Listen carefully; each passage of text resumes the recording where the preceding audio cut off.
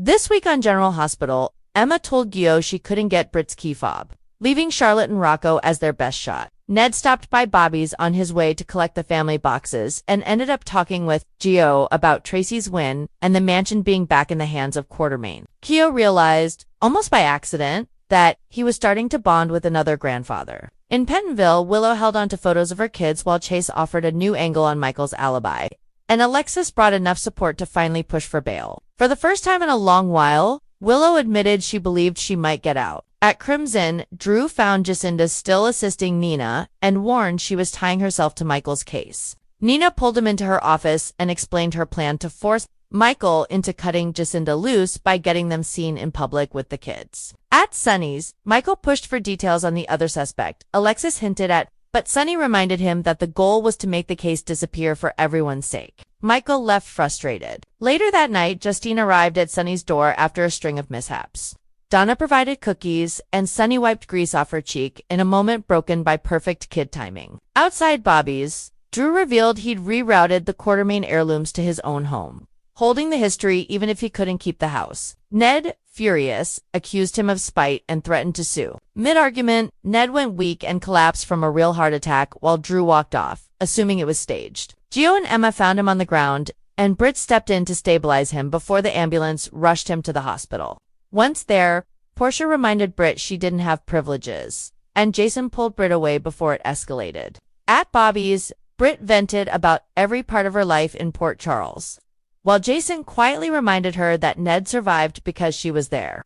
Back at the hospital, Emma told the family how Gio helped save Ned, and Brooklyn watched Gio call Ned his grandfather with a softening expression. Portia confirmed Ned needed immediate bypass surgery. Meanwhile, Charlotte, Rocco, and Danny used Britt's misplaced fob to enter Dalton's lab. Inside, they found computers and machines instead of animals. Dalton heard them, grabbed Rocco, and dragged him out after recognizing him as Laura's grandson. Danny and Charlotte ran to Bobby's to tell Jason and Britt, and Alexis warned Danny that turning himself in would only give Drew what he wanted. At PCU, Dalton hauled Rocco into Laura's debate venue and demanded his arrest. Ezra fetched the police. Once the fob appeared in Rocco's pocket, officers had no choice but to take him in. Laura followed him to the station. Dante and Lulu rushed over as soon as they heard. In the squad room, Nathan settled into Chase's old desk, and Molly told Alexis she'd been removed from Willow's case because Turner wanted the high-profile spotlight. Lulu sat with Rocco while he explained what happened,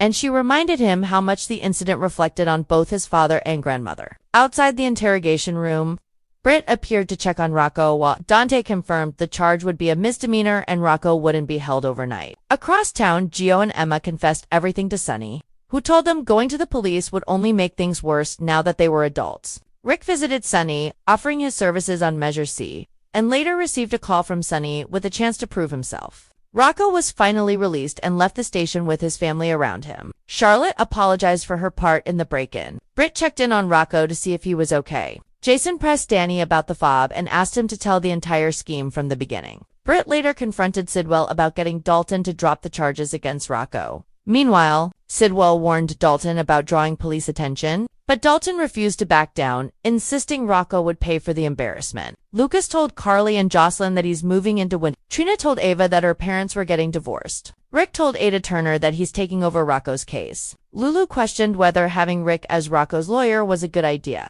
and Sunny told her that even though he didn't like Rick, he was a decent lawyer. Rocco told Gio to keep his trap shut about his involvement in the lab adventure, reminding him it wasn't going to be the end of the world and that Danny could get in serious trouble, especially with Drew. Britt worried for Rocco's public image. Rick and Ada Turner worked out a community service agreement for Rocco. Trina told Ava that she didn't think Curtis and Portia grew apart on their own, and there was some kind of outside influence. Aunt Stella told Curtis she knew that he and Portia were having a baby. Sidwell, Marco, and Jordan showed up at the art gallery, where Marco was introduced to Ava. Curtis told Aunt Stella about him and Portia's divorce. Carly was mad that Lucas was moving to Windermere. Dalton showed up at the police station to talk to Turner. Rick was introduced to Rocco and told him that he had cut a plea deal with Turner. Gio told Emma he didn't know if he could live with Rocco going down for the crime. Carly warned Lucas that Marco and Sidwell were using him to get to Sunny.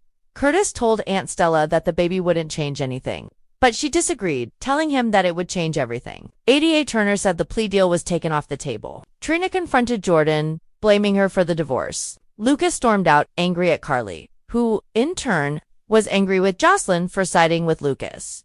Ada Turner pulled out new evidence that Rocco had vandalized the lab, putting people in danger. Rocco was ultimately arrested with a bail hearing set for 2 days later. When Curtis explained there was no way to stop the divorce, Stella felt there was something else that came between him and Portia. Carly was mad at Joss. Gio and Emma agreed to go together and confess that the lab adventure was their idea. Laura felt Rocco was framed because Dalton never mentioned damaged property before. Lucas boohooed to Ava that Carly was mean to him. Stella told Curtis he would regret the divorce. Trina told Jordan that she was going to make sure that Curtis never went back to her. Marco called Sidwell and told him the hearing was over. And it was worse than they feared. Rocco was taken away in handcuffs. Nathan told Rocco he would be there for him,